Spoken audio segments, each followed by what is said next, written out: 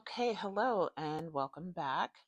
I am going to go over how to use a stitch marker and what stitch markers are for in crochet. I have a coworker who's just learning how to crochet and she brought this up, and I've been crocheting for a while, so I kind of forget what it's like to be a beginner, but I know that I struggled as well, understanding stitch markers, and when to place them, how to place them, where to place them, and so forth. So I thought I'd make a little video for you now, um, and hopefully this will be helpful for you. So a stitch marker, it's used to mark your stitch, hence the name, and it's really to help you keep your edges straight. You can keep count, like if you have a larger project, say like a blanket, and let's say your starting chain is 250 chains or something, you could put a stitch marker in every 50 chains or every 20 chains, every 10 chains. And that way you don't have to count your stitches over and over and over again. You could just go by the stitch markers. There's different types of stitch markers. This one is my favorite. It looks like a safety pin, but it's plastic and it locks in place. So I definitely like that style. Then there's these little ones that they kind of look like those little like round paper clips, and you would slip them into the work and work it around until it's locked in place. If you don't want to buy actual stitch markers, my favorite go-to would be the bobby pins. Right? They have little this like blunt ball at the tip, so it's not really gonna snag on your work. So bobby pins are great. And then some people will actually cut a piece of yarn and they will wrap that through the stitch. I think that's a little tedious. So I would go with a bobby pin or one of these actual stitch markers. You could use a safety pin, but the sharp tip on the safety pin can sometimes it can snag on your work, and I just don't really care for that. So I'm going to show you how to use it. Typically you want to use it um, when you rotate your work right after the foundation chain. You can use it throughout your work, just to keep track of stitches, because when you're just learning to crochet, sometimes it's difficult to identify um, a completed stitch, or where you should insert your hook again, and stitch markers are going to be really helpful for that. So what I'm going to do here is I'm starting off with just a basic chain. There's just 10 chains here, okay? And I would recommend um, placing your first stitch marker after you complete your chain, and when you're about to start your row 1 or your foundation row, that's when I would place the first stitch marker so that your sides remain straight. So I'm just going to turn this over and I'm going to start in my back bumps. And I'm just going to do some single crochets. All right, so I'm going to skip the first one, go into the second bump, and do a single crochet. All right, this is my first chain. So I want to place my stitch marker. I just want to get that in focus so that you could see where that chain is. All right, I'm just going to slip this out just so we can see where that chain is. And it's right here. Okay, this is your first chain. So I'm going to take my stitch marker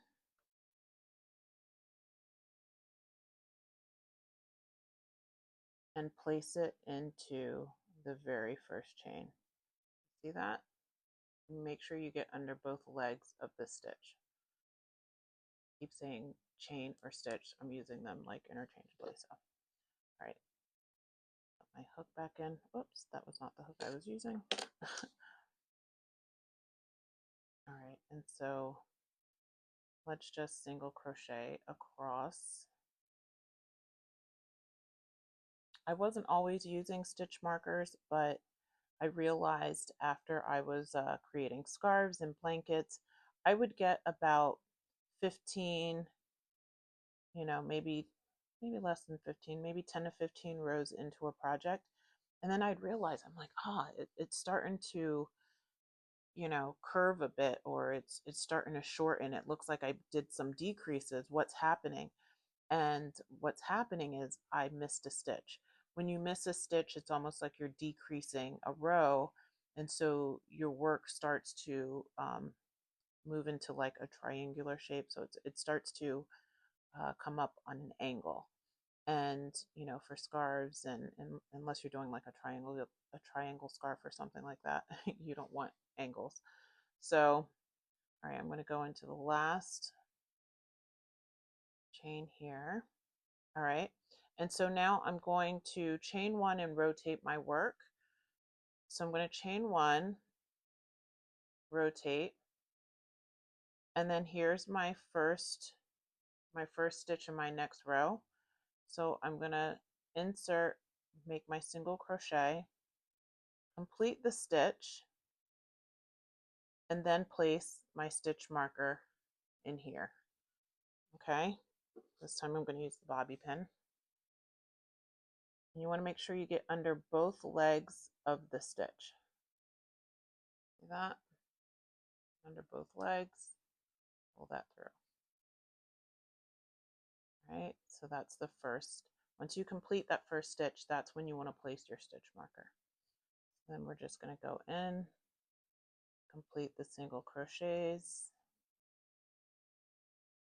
and I'll do a couple of rows so that you could see that the edges are going to remain straight because I'm keeping the stitch markers there. And it's not necessary to mark both ends. I think as a beginner, it might be helpful to do it, but as you get more experience identifying stitches, you don't have to use the stitch marker permanently. Eventually you'll identify the stitch, you won't have to use them at all. But then there's some projects, or there's some types of yarn, maybe like a furry fluffy yarn or something, where a stitch marker would really come in handy, even for the most advanced crocheter. All right, so I'm at the end of the row, and this here is going to be my last stitch because my marker is in there. So I'm going to insert single crochet, and then I can remove the marker.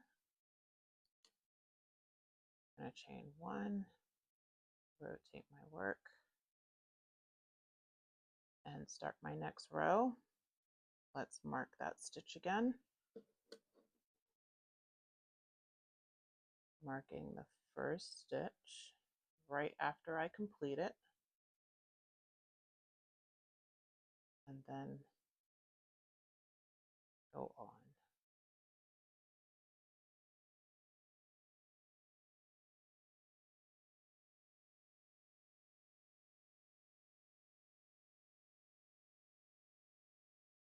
Oops. All right, and I'm coming up to this last stitch here, my last one where the bobby pin is. So I'm just going to insert my hook, complete the stitch, pull out the bobby pin, chain up, and rotate. All right, and if you notice, I'm just going to place this down. If you notice, these sides are pretty straight. I mean, you have that little, very little curve here on the side, but this is a straight edge. This is a straight edge, and that's what you want. You don't want, a big cut in on one side because, you missed a stitch.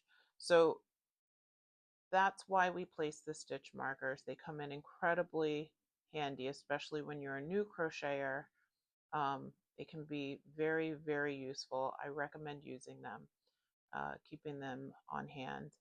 And like I said, if you don't have actual stitch markers, you can use a bobby pin. You don't want to use the markers that are completely closed. If you notice, these have an opening, right?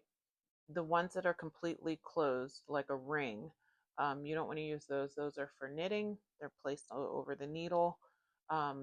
You want to have something that has an opening. So you can use like an earring, with that open close clasp.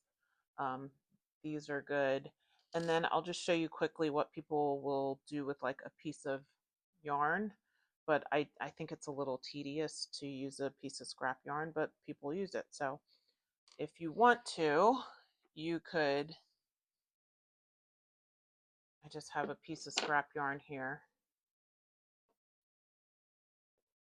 and just,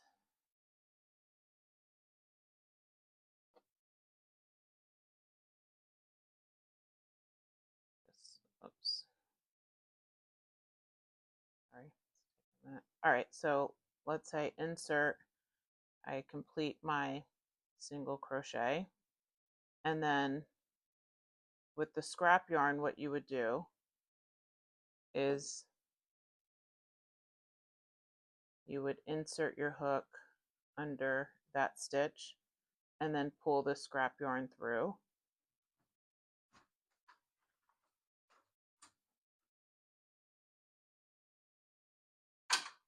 But I find that to be incredibly tedious, so.